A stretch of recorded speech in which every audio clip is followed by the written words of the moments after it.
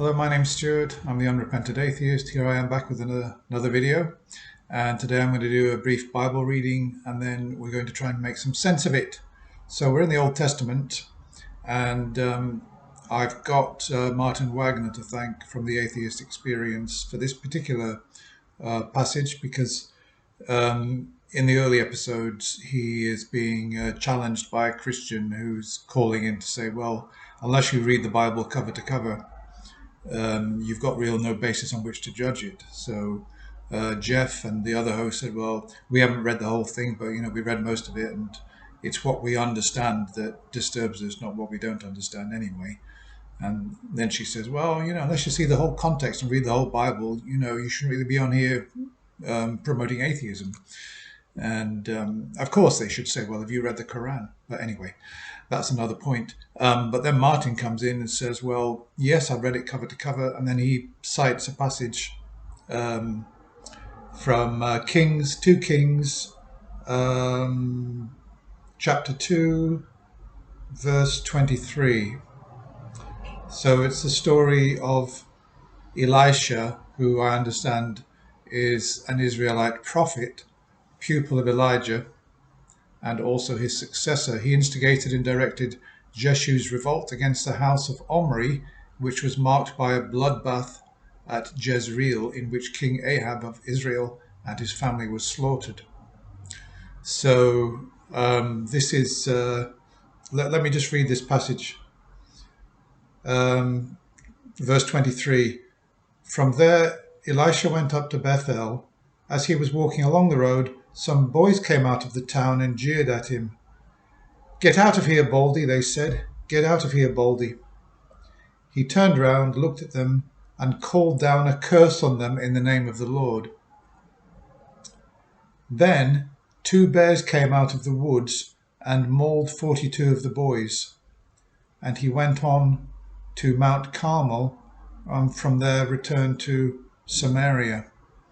So I don't know about you, but I find that quite shocking.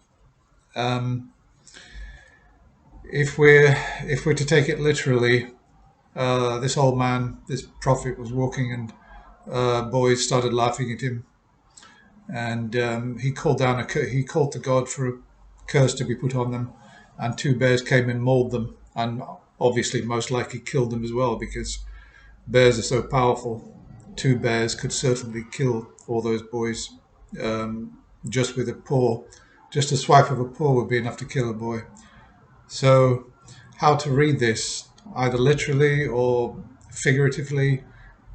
I mean, I can see how non-literalists will be saying that what it means is that God will protect you and God will be just for you and seek justice on your behalf. And if you're insulted, if you're injured in any way, you can seek justice from God.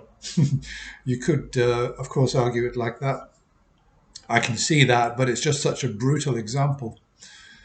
It's so brutal and shocking that I think that if you were not going to take the literalist view, there could be a story couched in other terms that would promote the same message, without the brutality and without the violence.